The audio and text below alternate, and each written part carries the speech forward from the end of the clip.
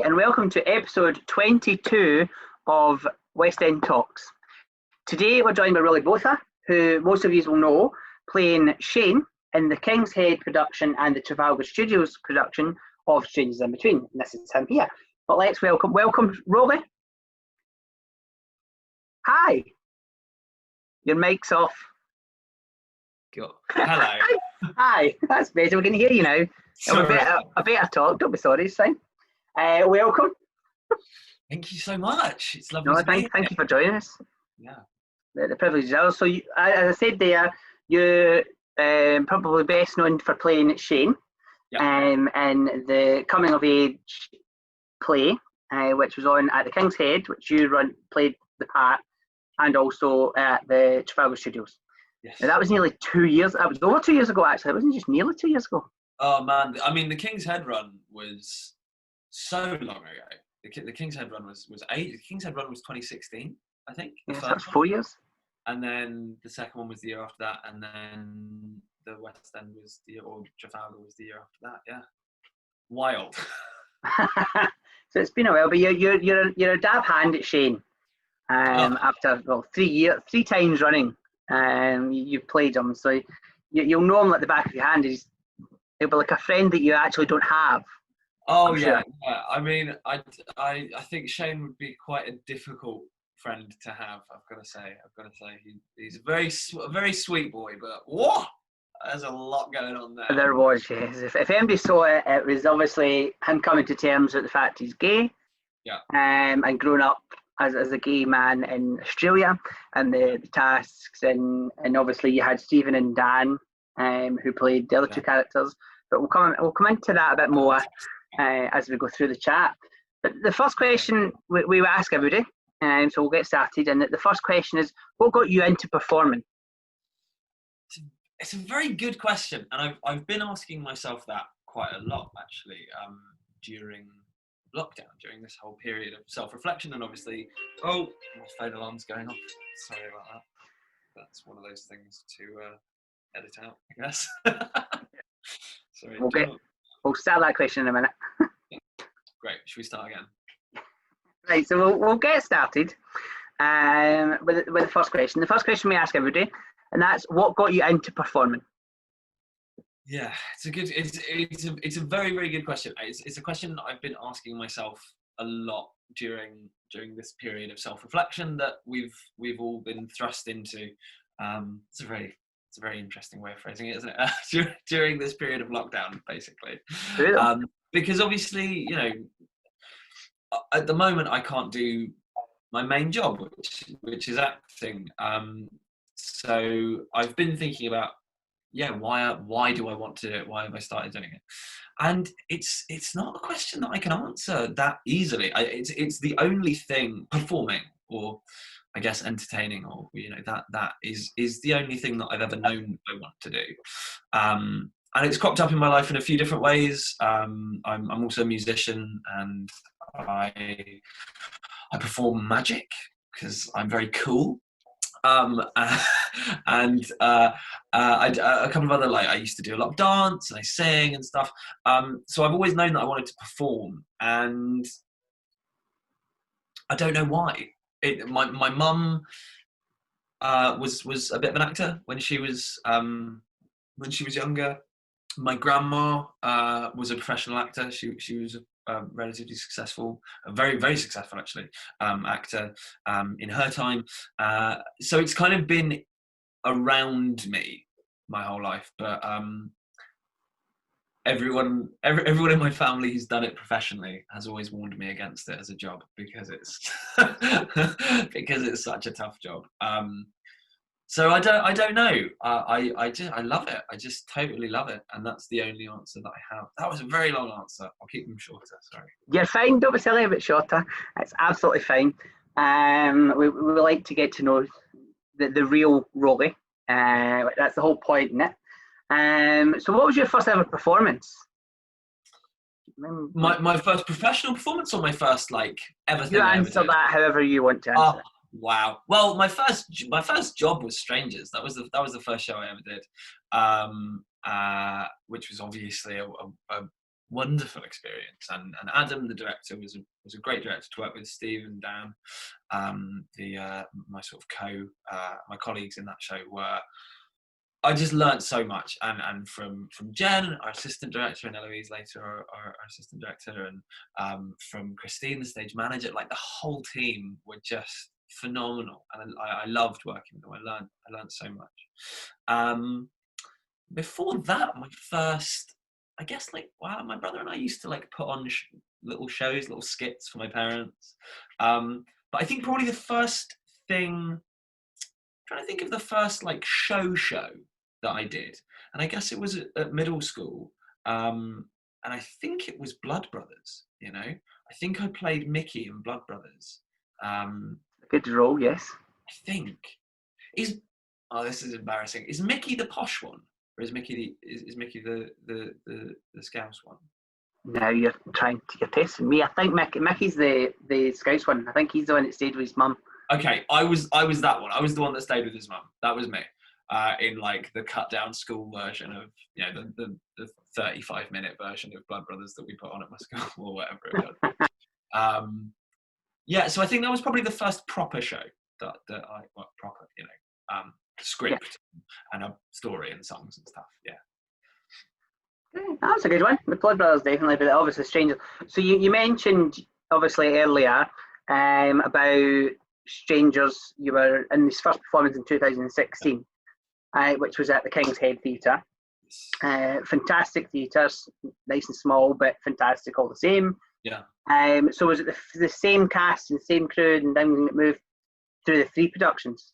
Yeah, precisely. Yeah. So Adam, who's the artistic director of the King's Head, he directed it the first time round, and Jen Davis, who was our assistant director, the first time then became associate, the second time, and the third time.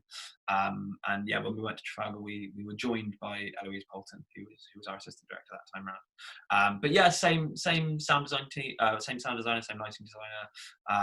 Christine Collins, who was at that point, I think, the resident stage manager at the King's Head, came with us all the way into the West End, and then we had another wonderful stage manager joining us towards the end of the run as well, who was absolutely fantastic.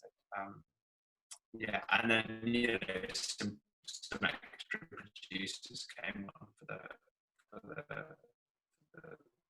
Trafalgar Studios run.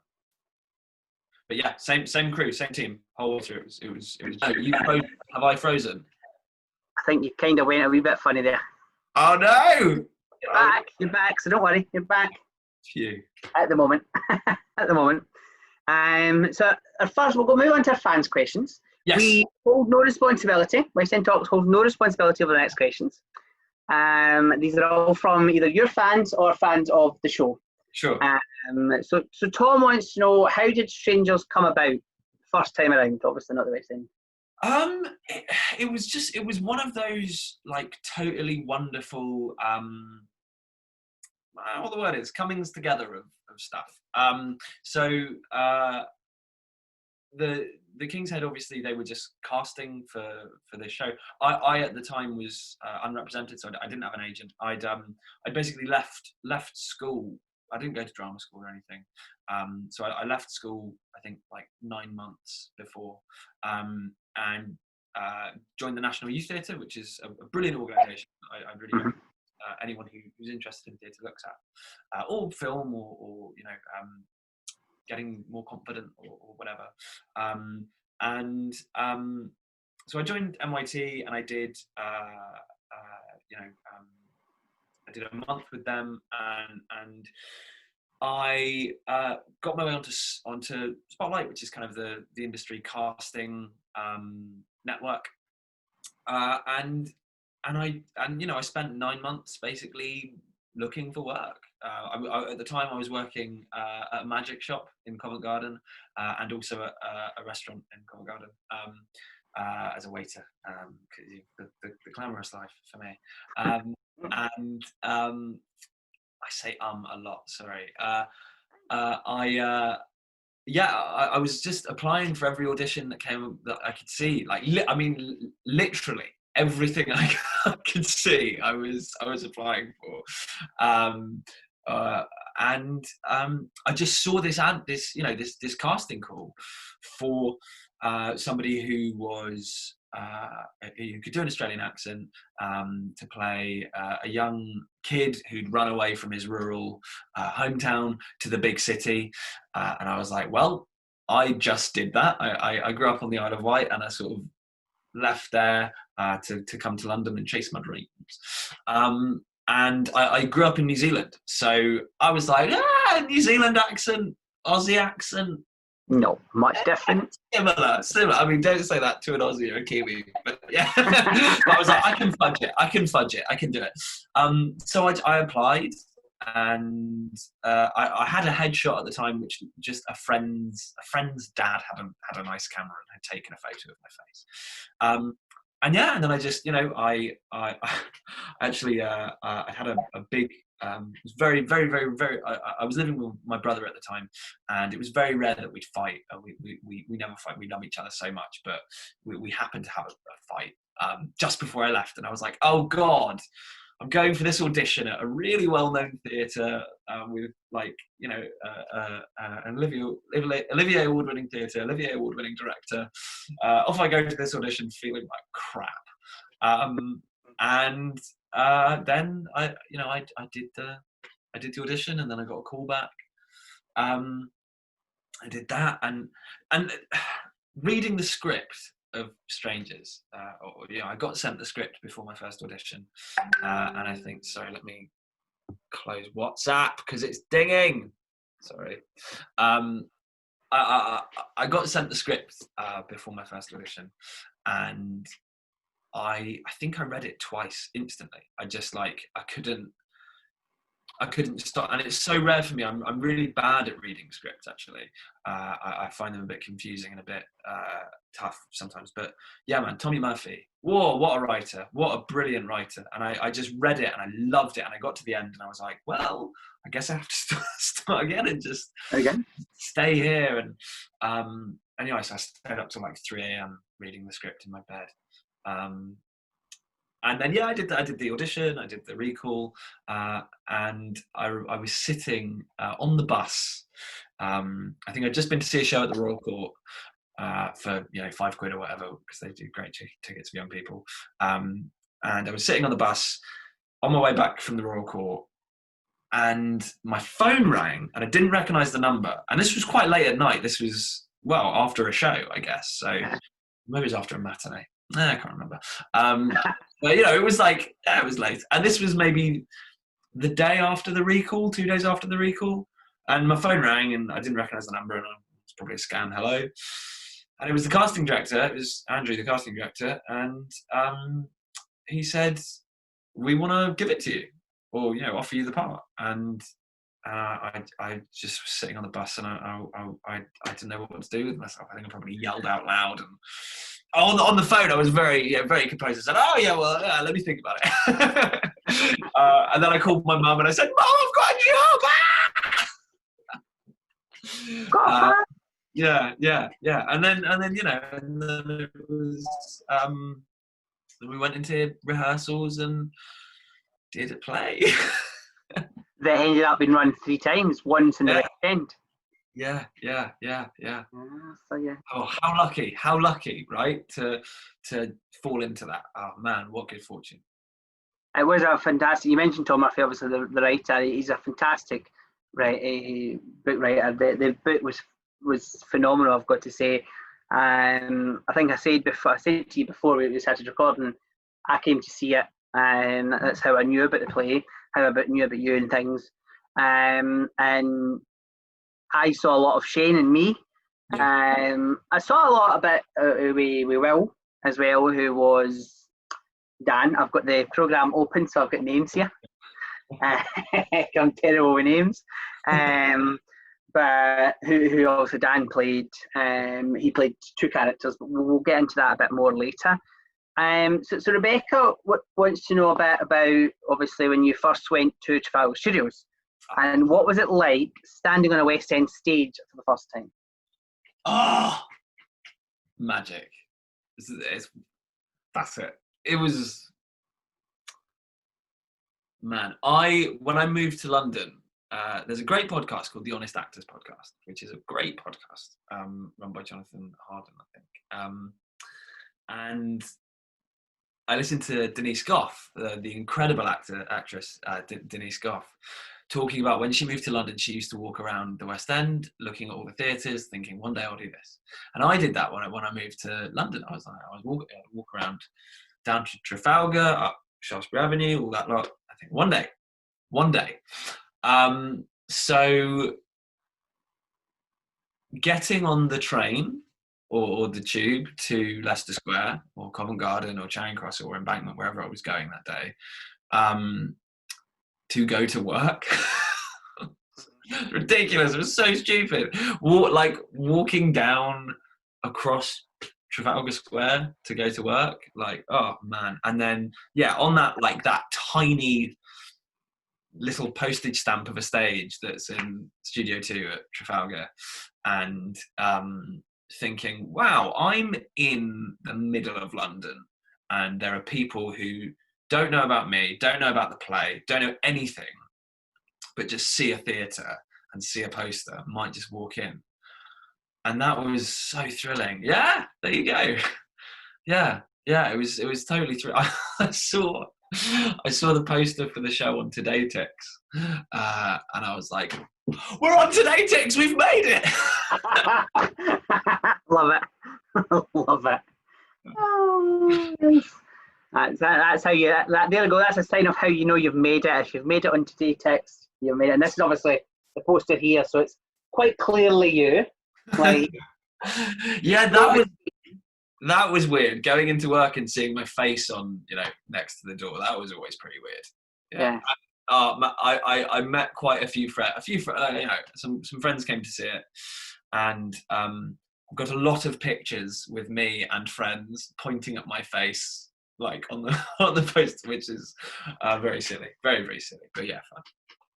It was your first West End role, so take it. Oh man, yeah. There's nothing silly when it comes to that. But no, that's great. No, but it doesn't matter what stage it is in the West End. A West End stage, you mentioned about it being postage stage, whether it's the Palladium, whether it's the Shaftesbury Theatre, whether it's the Trafalgar Studios, it doesn't matter. It's still a West End stage. Yeah, right. I mean, it's still in the middle of West End. Me saying it's a small stage, I bloody love that studio. Oh, I love that stage. I love that space. I've seen it. I've seen so much work there, and it's such a they've announced that they're going to be knocking through Trafalgar, so it's just going to be making it into one. I think it's a shame. I think it's a big shame to lose that sort of space. But that's maybe a conversation for another time. Yeah, no, but they're struggling to fill two. That's the problem for two shows. It's the shows they're struggling to fill with. But that's still, actually to this day, this is still the only thing I've seen in that theatre. Wow, really? I don't know why, but I'm trying to think what else has been on, but I don't think of. Oh no, the Grinning Man. The Grinning Man was on at the same time as you. Yeah, that was on. Yeah, so that was. I saw that. I forgot that was there. So Claire wants to know what was it like bringing such a true to life LGBTQ plus story to the West End, or just to life in general? It's a really good question. At times really difficult in terms of look, rural Australia in the early 2000s, not the most accepting place for young gay boys. Obviously, young gay cisgender white boys is very different to any other sort of intersection of oppression that might be experienced. But I was playing a young cisgender white boy, and that experience, though I never experienced rural Australia, but we did a lot of research, and I grew up in rural England. And it was really difficult at times to dig into the truth of all the fear that was in that sort of young boy. Really hard at points. But and then the other side, the other side of that is that it was an incredibly joyous play and an incredibly beautiful play about the importance of chosen family, really, which is a phrase that I love. And by the end of the show, Shane has found this incredible chosen family. His own family have sort of not supported him in the way that he deserved, and he's found this beautiful chosen family to exist with. And that moment at the end of the show, of Shane just kind of being at peace with these two men who have been really, really kind to him, and had very complex relationships with him, but in the end are very kind to him. I found that really beautiful, really, really beautiful. So difficult, but beautiful. A nice answer. Yeah. So you talked about the other two boys, the other two guys. Look at that! Wow, look at that. We have quite a few of these. You'll get used to. These are the two guys here. So you've got Stephen here. Stephen Curry Brown, Steve-O. And Dan, who played Will/Ben. Who is he here? Do you remember who he is actually here? Well, so actually, this is one of those great things. This is not a moment from the show. This was a shot for the press photographer, because this moment doesn't exist like this in the show. But I would guess at that point he is Will, because of the way that he's sitting looks like Will, who is Shane, my character's love interest in the show. Both of those guys just unbelievably good actors. They both taught me so much on that, and Steve-O brought the house down every night. It's hilarious, and Dan just would make me feel so many emotions on that stage, and I know made a lot of people in the audience the way he could just turn on a sixpence and do these beautiful both of them incredible actors. It's how he managed to change very quickly from one character to the next. That was what I loved. How you can just literally just change your mind. Switch your mind, not change. Yeah, he is and was in this show an incredibly precise actor. He really mapped out the kind of physicality of each character so minutely. So he could slightly change his shoulders and that he was playing a different character. Yeah, the minute he did something, you knew when he switched. He'd actually fit in well with Come From Away, because they do that a lot. They have to do that. Beautiful. They have to change between characters. Yeah. So moving on, Ron wants to know, do you have any advice for anyone wanting to be an actor or actress? Wow, do I have any advice for anyone wanting to be an actor or actress? Yes. Now is obviously a very difficult time to go into this. I think for me, it's always been about proactivity and pushing as hard as I can while trying to look after my mental health, trying to support the people around me, trying to be as uplifting and sort of community minded as I can whilst pushing forward. So for me that meant joining the National Youth Theatre, which, like I said before, a great organisation that helped me out a lot. It meant doing I say Strange was my first job. Strange was my first professional paid job. Before that I did a short film with the London Film School, which was brilliant. Really wonderful experience for me. I was also a runner on film sets, which I can, if you can get into that world, working in production, either in theatre or on film, a fantastic way to get experience on sets.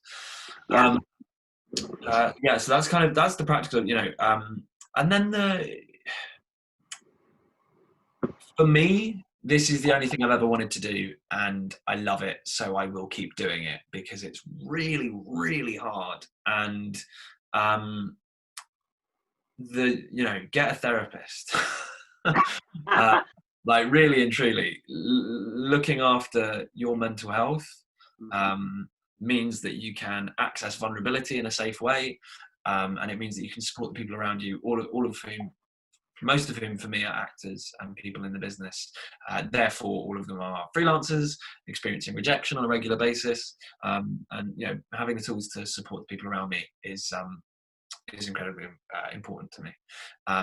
And also, yeah. So, like for me, as someone that exists at various intersections of privilege and lack of privilege and everything that means, I think acknowledging my own privilege and using the like my white privilege to speak out against where I can, issues of racism and anti-blackness and stuff, and all the other various intersections of privilege that I have, leveraging them to help where I can, try and ease the massive amounts of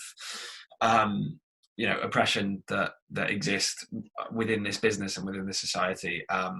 That for me makes the entire business a more equitable place and a better place to work in. So that's something that I try and do in my practice as an artist and in my like professional sort of thing.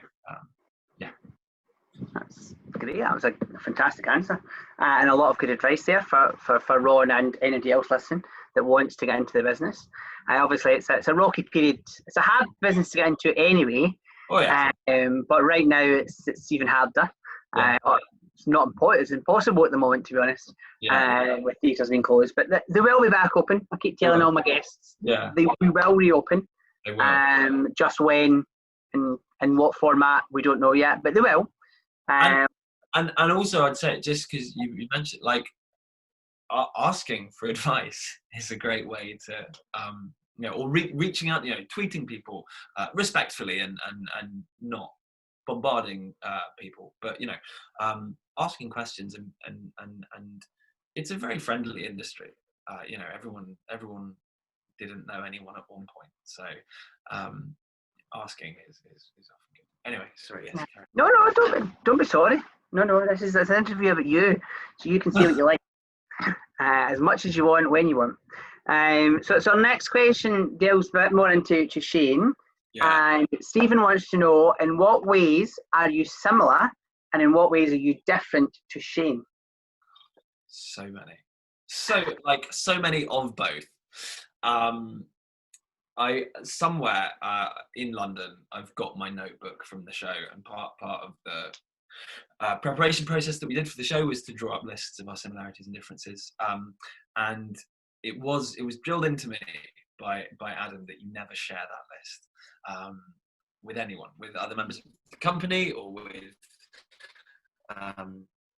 whoever, as part of like protecting the integrity of the show and protecting yourself as an actor.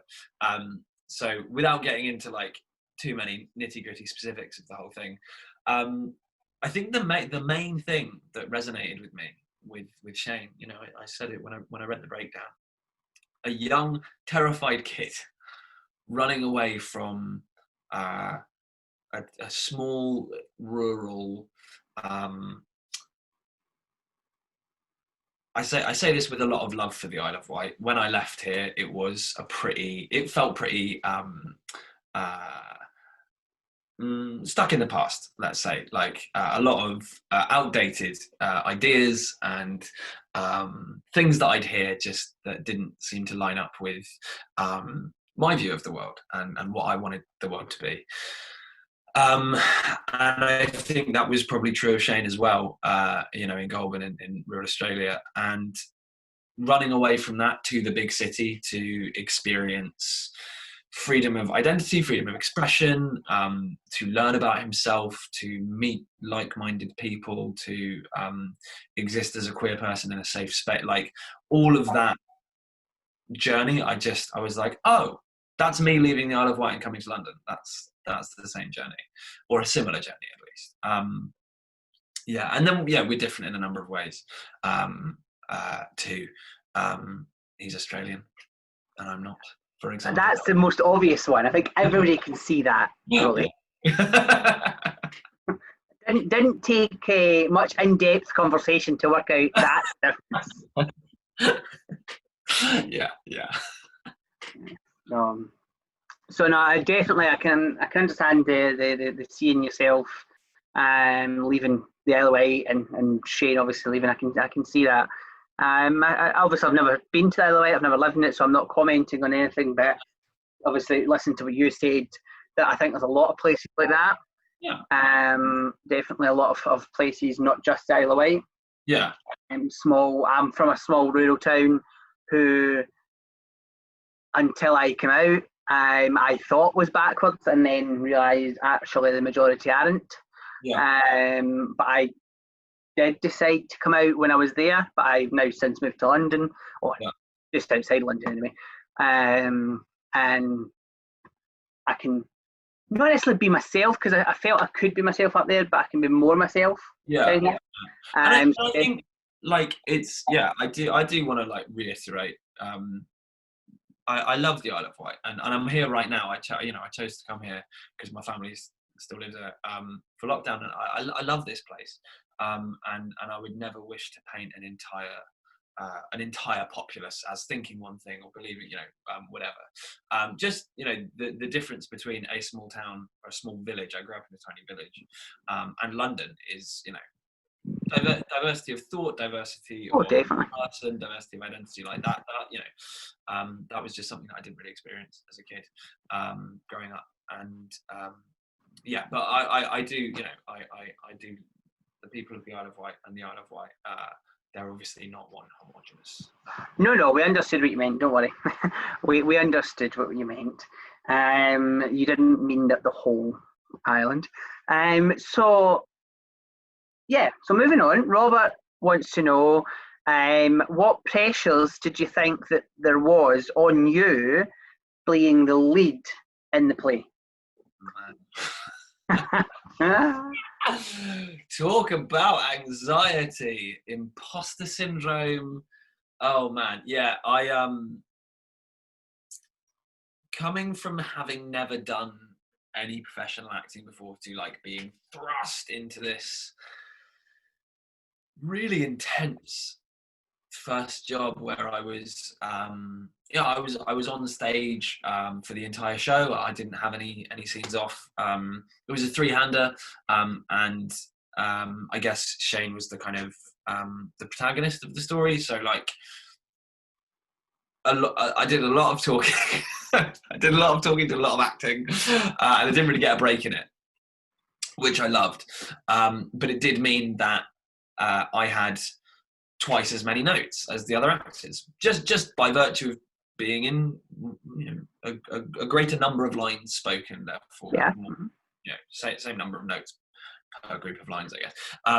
But I hadn't really clocked that when I was like going into it, and so I felt like I was just doing a crap job. Every time I got notes, I was just like, oh god, I'm awful. I've got twice as many notes as everyone else. I'm doing half as good a job, and I found learning all the lines challenging. I know I'd learned scripts before, obviously, for school plays and stuff, but I never had to learn every other script every other line in a 110-page script or whatever it was. And Shane talks a lot, so and also that plus I had to do the accent for the whole thing. I had a fight scene. I had a couple of fight scenes, I think. I had to do some kissing. I had to get naked. There was like a lot of loads of stuff. And I, at that point, I wasn't really aware of like how to look after my mental health and my well-being, and I found it really hard actually, the first round of rehearsals, just because I didn't know how to take care of myself, and I'd never been in that sort of environment before. So I felt that I was,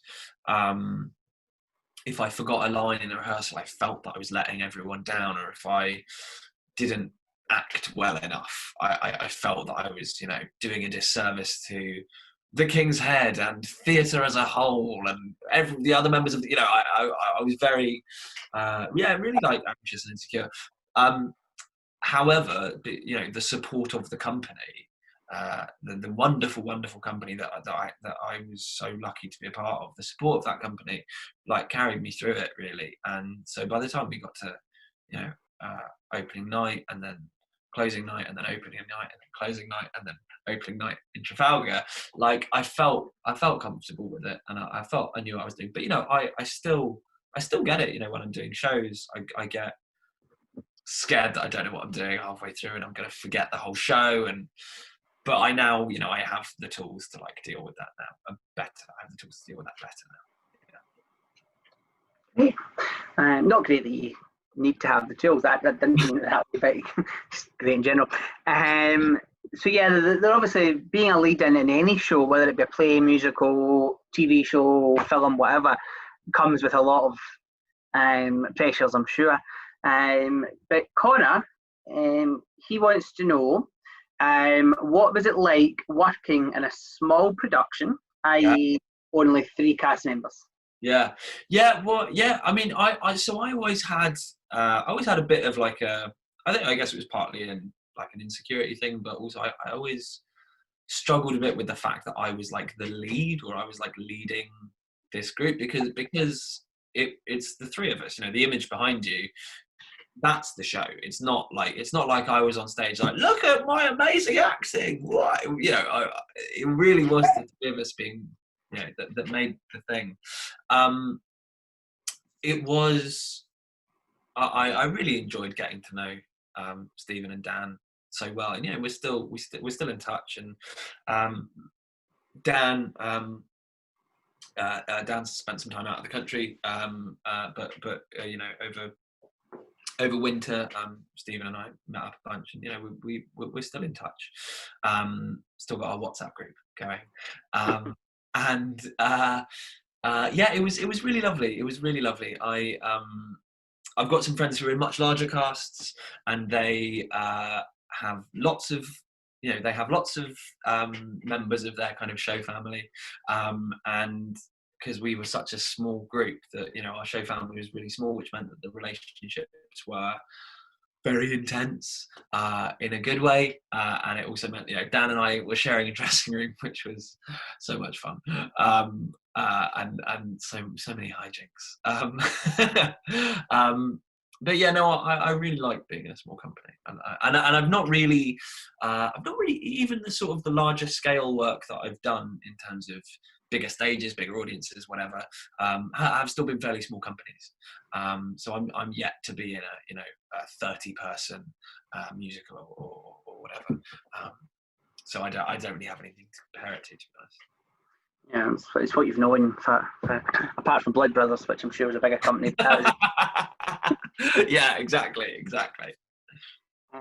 Yeah, so Sarah kind of touches on the other things that you've done, in respects of, she says, would you prefer TV or film? You have done a bit of TV work, haven't you? Ooh, yeah, I've done a bit of TV. I'd like to do more TV. I love TV. I'd love to spend some time on a TV show. I think that's something that I've always wanted, to spend 6 months or 3 months or whatever it is, getting into a TV show. Because it's mostly been sort of an episode here, an episode there, whatever, that I've done so far. Would I rather do film or TV? I actually think. Wait, did you say film or TV, or theatre or TV? Maybe. Theatre, sorry. I think I said film, but I meant theatre. Yeah. It's really hard to say. I'd love to do both. I'd love to be in a universe where I just get to do both all the time, and I'd love to have my Netflix or my Channel 4 original drama on whilst I'm doing something at the Old Vic, or I'm not anyway, whatever. You know what I mean? Like theatre. Yeah. Because they're both totally different like art forms, and they flex different muscles, and the joy of each one is really different. The joy for me, the joy of TV is in the repetition and in the fact that I get to get it. I'm kind of loath to say right, but I get to do it again and tweak it and again and tweak it and again and tweak it, and I get to collaborate so closely with the camera and the director on very specific things, like when I blink or when I pick up the thing. Whereas theatre, the joy is more in existing as a character for 2.5 hours every night. It's a very different kind of joy that I get. Yeah. So both. Do you know what's coming back? Or I think it's just a rumour at the moment, but what could be the redoing that you'd be perfect in? Personally, this is only personally speaking. Queer as Folk. They're redoing Queer as Folk. They're redoing it? Yeah, supposedly that's the rumour anyway, that Russell T Davies is redoing it. And you can't think his name at the moment, but the guy, the lead. Yeah, the bloody Charlie Hunnam played. Yeah. You'd be fantastic. Oh, well, look, I'll call my agent after this. That was the only rumour. I don't know if that's actually true or not, but there's a rumour that they're redoing Queer as Folk. Wow, that'd be great. Whether that's they have already cast it and they are currently redoing it, or whether that's, I don't know, but there was a rumour. Yeah. Just when you were talking there about TV, I'm thinking, and you're getting your head into things, and thought, they're redoing that. I don't know if it's a redo or if it's a continuation. Sure. I don't know what they're doing, but there was a rumour anyway. We'll talk maybe more about that later. Joe wants to know, what's the hardest thing, or what was the hardest thing about playing Shane? I think probably it was stamina for me. Right. Well, I think it was stamina, because it's for me it was a really intense role. It was very physically demanding. I found because of his very particular physicality was quite like a lot for me to do. He was a very tense guy. So I think stamina and like relaxing afterwards, like just shaking it off and letting it go, which I was, like I say, I had the amazing company of the show and the crew of the show who were really helpful with that, just having some jokes afterwards. And I took a shower at the end of every show. That was like a routine that I got into in town because we had a shower in the theatre, which was great. I would just and that's that's a routine that I've kind of kept now. I learned that in whenever it was 2018, and I've kept that with me. And I love showering off a character, cleaning off a character, like taking off my makeup and just going, now I get to go read my book, or I get to go write some music, or whatever I'm doing now. No rolling. Yeah, exactly. So I'd say stamina, keeping up the energy, and then relaxing at the end. Yeah, some good answers again. I think a lot of people struggle with relaxing, especially in the theatre industry. Coming off. I think everybody struggles with it to a certain extent in their jobs, but theatre-wise, I think it's harder because you're playing somebody else. So you literally have to turn that person off, or that creature, or whatever you're playing on stage. Yeah, and it comes to it comes to what you were saying of oh man,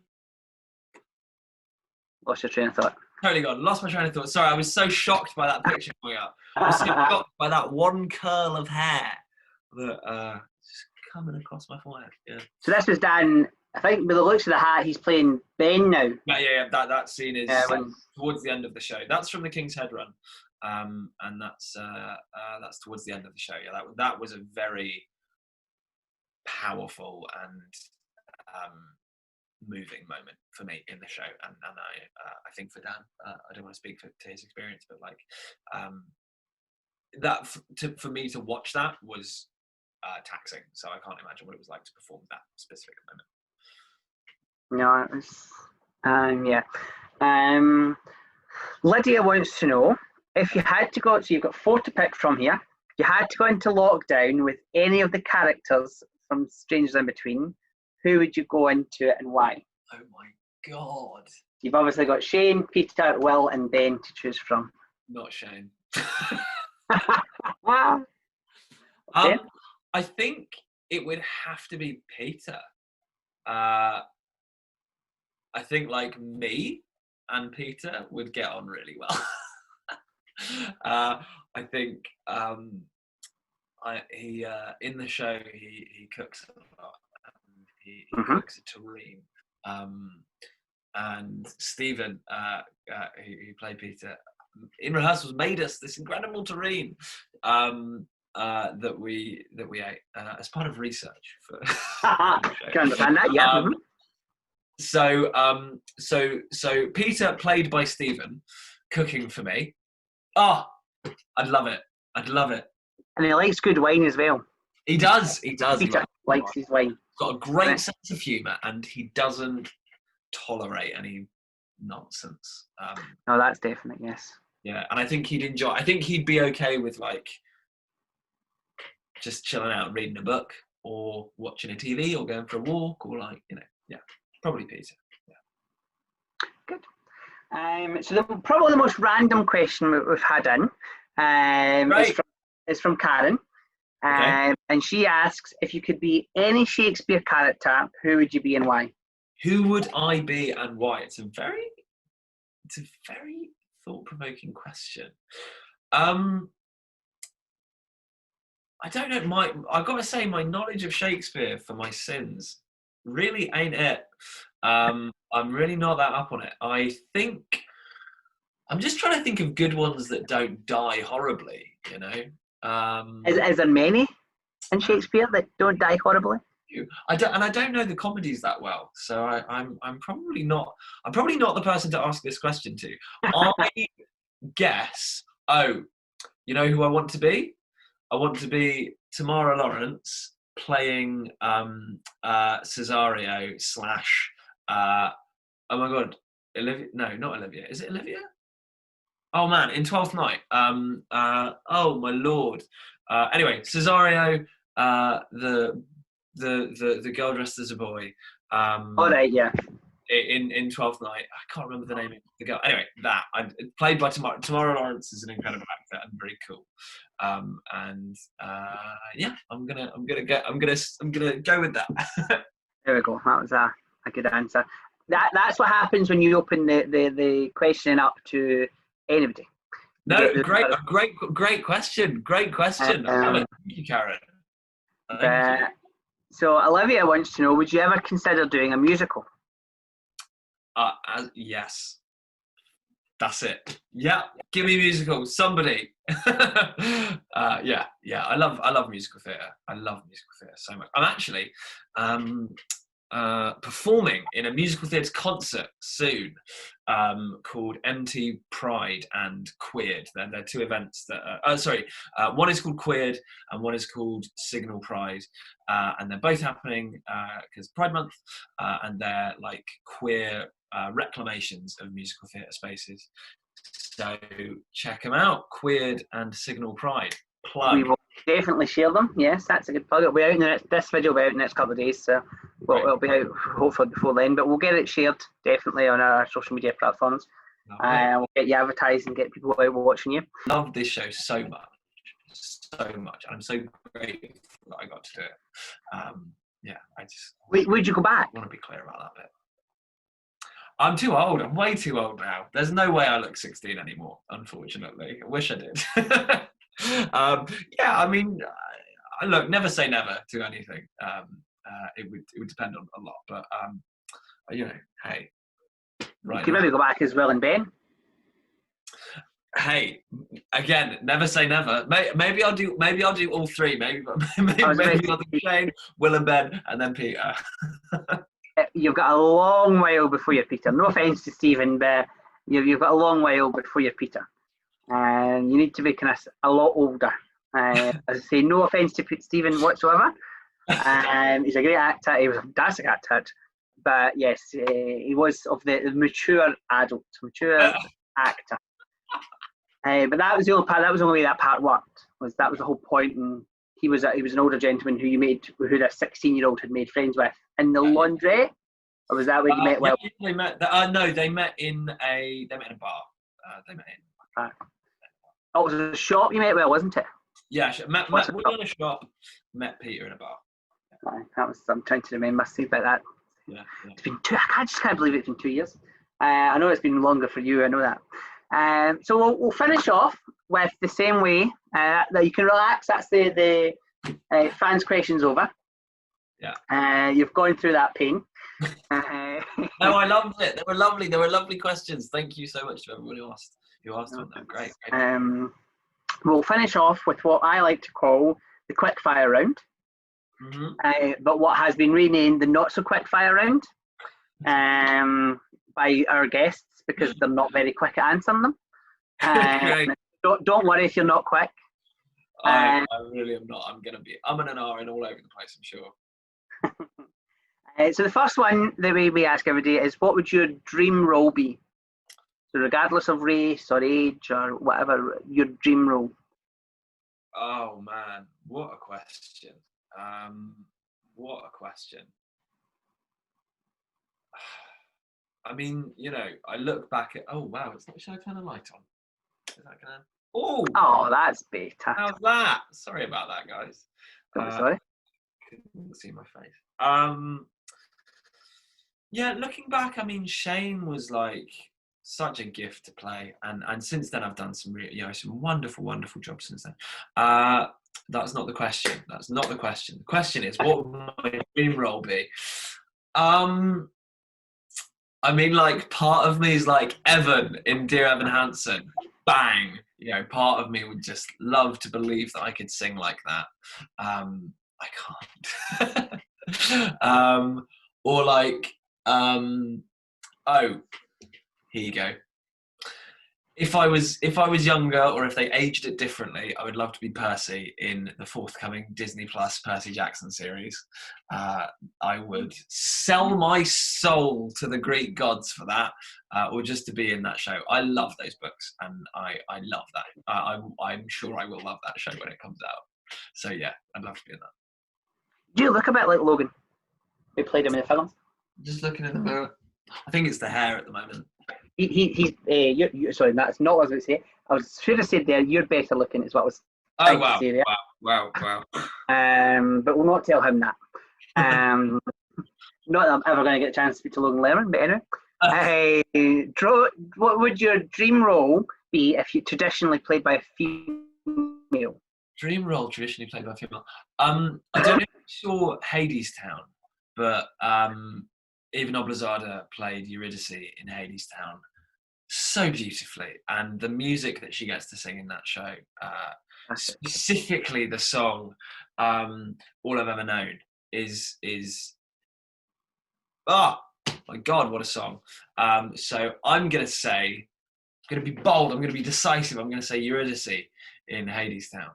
Fantastic choice. Like that whole show is just fantastic, and it's coming back, so they might do a gender bend version. You never know. It's coming back to London. Well, if the rumours are to be believed, anyway, yeah.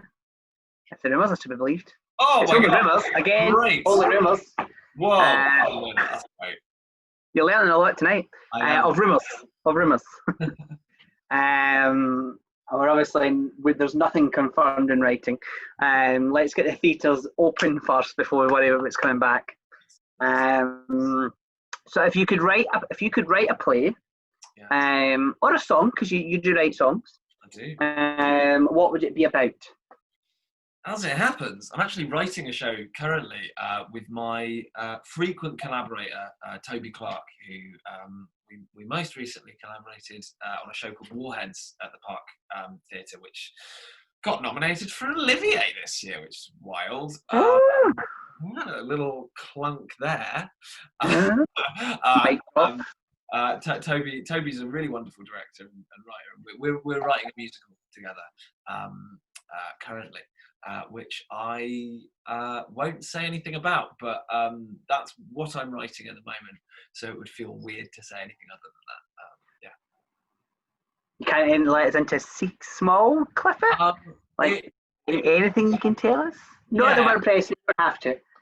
It's a very, very contemporary show, and the music of it, which I'm kind of focusing on, is a really it's very me. It's like a fusion of all the genres that I love. So I'm perhaps surprisingly very into rock and metal. I love electronic music. So I also work as a composer for theatre, and I write a lot of like dance music, and I work with a physical theatre company called The Pappy Show, who are a really extraordinary theatre company. So I write a lot of music for them, and so combining my love of electronic music and rap and pop and rock into what I hope and I feel like is a very sort of contemporary musical blend that puts together all styles that I love. So that's what I'll say about it. Good. I'm looking forward to hearing that when it finally comes out. Yeah. What are your top 5 shows? Now, these are not shows you don't necessarily have to have been in them. That's such a hard question. Such a hard question. I think it would be disingenuous of me to say anything other than Hamilton within that list, because I thought I didn't like musicals, and then I heard Hamilton, and it literally changed the path of my life, because it sent me on this kind of musical theatre like pathway, I guess, that I'm sort of treading down now. So I know a bunch of lovely people now via the musical theatre writing community, and I am singing like in public, which is something that I didn't do before. So yeah, Hamilton changed it, and what an incredible piece of theatre, of pure theatre, like unbelievable. So Hamilton's up there. I think I saw it. One of the first pieces of theatre that I saw that really changed my way of viewing the art form was called Ring, and it was by David Rosenberg and Glenn Neath, and it was a production by Fuel, and it was at Battersea Arts Centre. And I think that the company are still making work of this nature. Basically, the show was in pitch darkness with just a pair of earphones on. And it was terrifying and powerful and like unsettling and moving and so engaged and just totally changed my idea of what theatre could be, and sort of got me thinking about sound design as as a potential thing. I didn't even know it existed, and now it's one of my jobs is as a sound designer. So yeah, that was amazing. I would say I absolutely adore the work of Sally Cookson.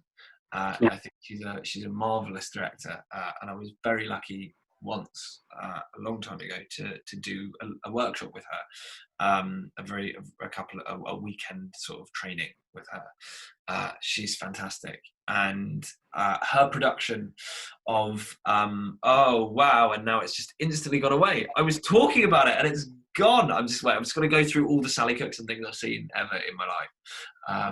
Well, I wasn't going to talk about Peter Pan. I wasn't going to talk about Monstercalls. I was going to talk about Jane Eyre. Jane Eyre. Wow. The music, you got it. The music in that show, the physicality, the storytelling, the acting. Oh, beautiful, beautiful show. The casting. Oh man, yeah. So where are you? Hamilton. The second one I said, Ring, by David Rosenberg and Glenn Neath. Jane Eyre by Sally Cookson. 4 and 5. What am I going to say? I don't know if you saw Barbershop at the National when it was on Barbershop Chronicles. I did see it, but I have seen it. It's been broadcast. Yeah. So I had a friend in that show, and he was brilliant in it, and I just loved watching that show, man. It was I don't experience the world of black male barbershops. Like, that's not a world that I've experienced, and so seeing that world, which obviously is criminally underrepresented on our stages, the worlds of black individuals is just obviously not explored nearly enough, and people of colour explored nearly enough on our stages, and I hope that's something that changes after lockdown. I have so many memories of seeing that show that were just like, pow, eye-opening, wonderful, beautiful moments. Yeah, a really great show. And then probably the final one is Spring Awakening, the musical, by Stephen Sater and Duncan Shake. I love the music in that show. Again, it was one of those things that, like, I was like, musical theatre can sound like this? Wow! And I've seen so many productions of it. I've seen a lot of student productions of it. I've not seen any professional shows of it, but I love it. I love the music. The story is, pretty powerful and interesting. Yeah, and I listen to it loads. So there you go, top 5.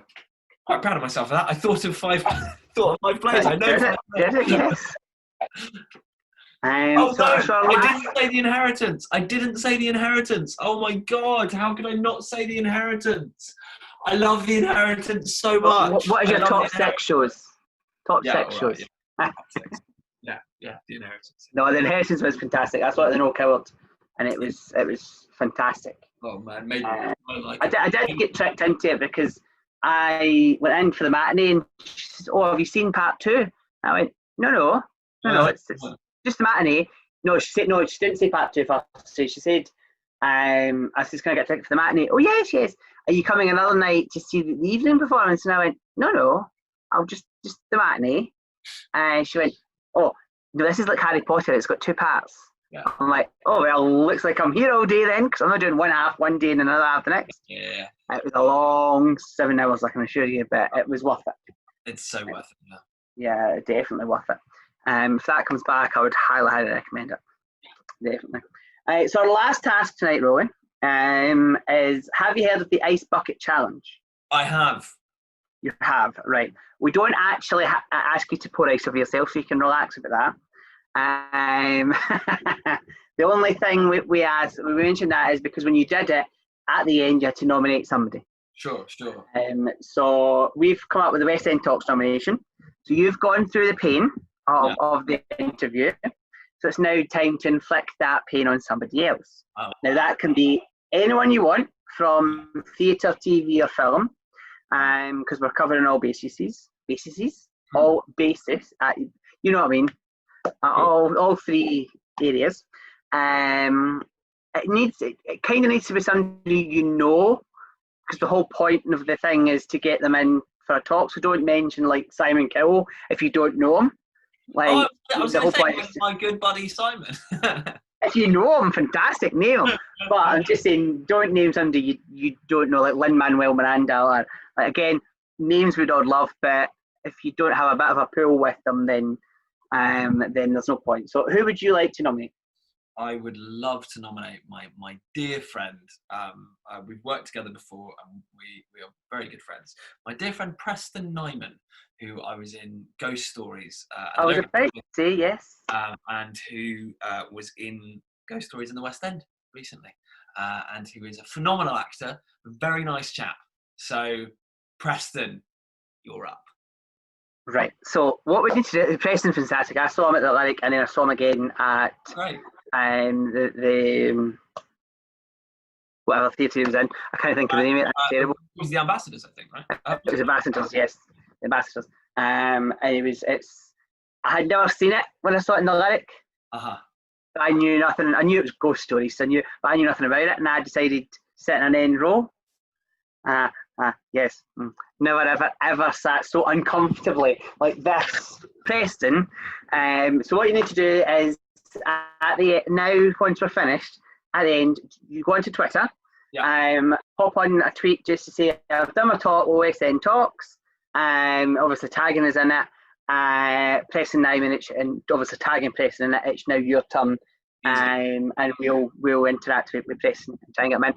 I would love to talk to Preston. Like, I've got a lot of questions about Ghost Stories personally, never mind the public, to ask. But that's us. We're now at the end.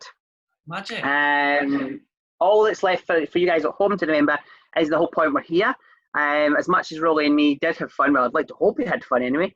But we're not. That's not the point of us being here. The point is to try and raise some money, much needed money, for Acting for Others. So obviously, I've said it in the last few episodes. I've stole Tesco's saying every little helps.